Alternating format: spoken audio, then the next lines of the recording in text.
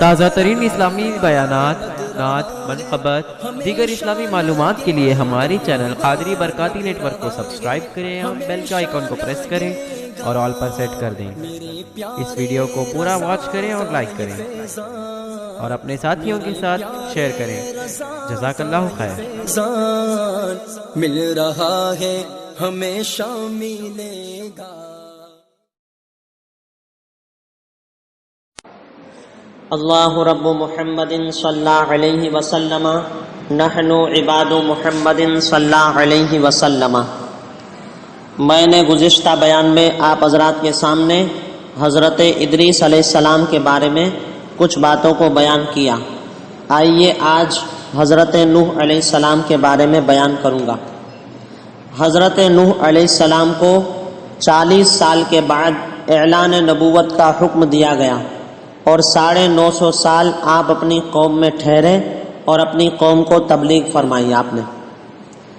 قرآن پاک میں اللہ تعالیٰ ارشاد فرماتا ہے فَلَبِثَ فِيهِمْ أَلْفَ سَنَةٍ إِلَّا 50 عَامًا، تو وہ ان میں 50 سال کم 1000 برس رہے، یعنی 1000 برس میں 50 سال کم رہے۔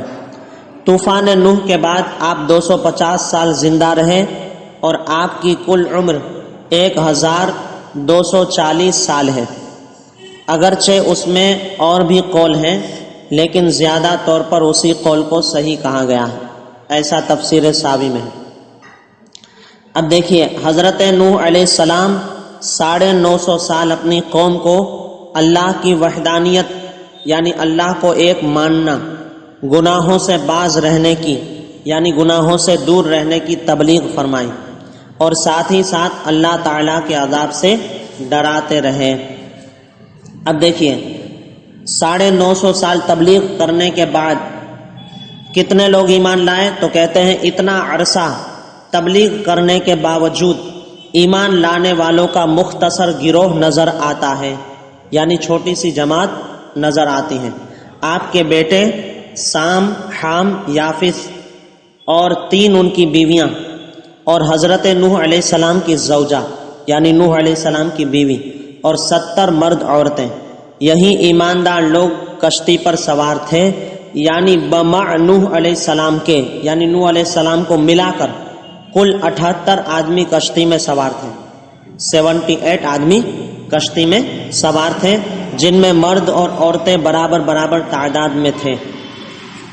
اب آپ بار بار تبلیغ کر رہے تھے حضرت نوح علیہ السلام اپنی قوم کو، پھر بھی جو ہے آپ کی قوم نہیں مانتی تھی، تو پھر بعد میں آپ نے ان کے لیے دعائے ہلاکت کی دعا کی، آپ نے برباد ہونے کی دعا کی۔ اللہ تعالیٰ نے ارشاد فرمایا قال رب انصرنی بما کذبون، نوح علیہ السلام نے عرض کی اے میرے رب میری امداد فرما یعنی میری مدد فرما اس پر کہ انہوں نے میری تکذیب کی، یعنی میری قوم نے مجھے جھٹلایا، اس پر تو میری مدد فرما۔ اس دعا میں بھی اشارہ ملتا ہے کہ آپ نے اپنی قوم کو تباہ و برباد کرنے کی درخواست رب کے حضور پیش کر دی۔ قال رب ان قومی کذبون فافتح بینی و بینہم فتحا ونجنی ومن معی من المؤمنین، یعنی عرض کی اے میرے رب میری قوم نے مجھے جھٹلایا، تو مجھ میں اور ان میں پورا فیصلہ کر دے اور مجھے اور میرے ساتھ والے مسلمانوں کو نجات دے۔ 27ویں پارے میں کیا ہے؟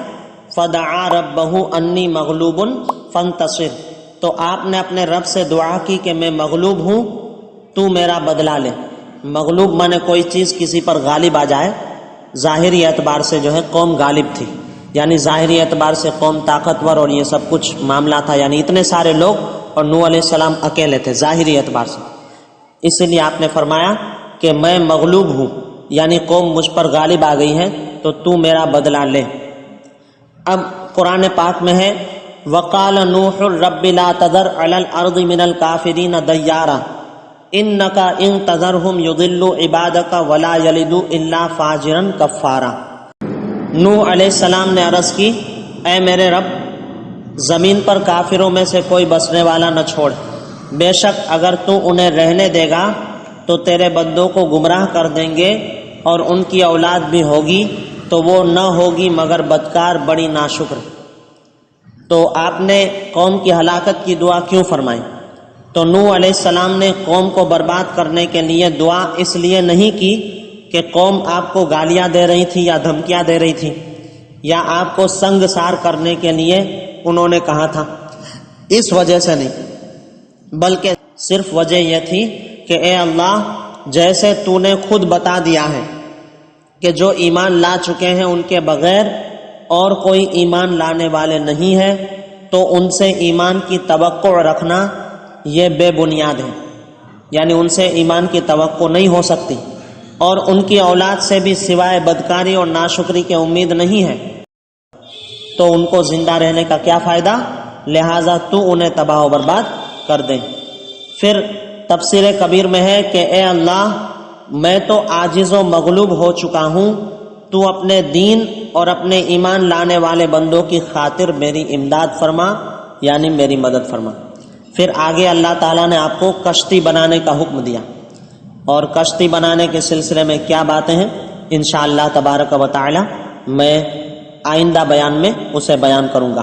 اللہ تعالیٰ کی بارگاہ میں دعا ہے مولا کریم اپنے حبیب لبیب صلی اللہ تعالیٰ علیہ وسلم کے رخ روشن کے صدقے میں ہم سب کو دین متن کی صحیح سمجھ عطا فرمائے، اور مسلک اہل سنت، مسلک اعلیٰ حضرت پر صحیح معنوں میں چلتے رہنے کی توفیق رفیق عطا فرمائے۔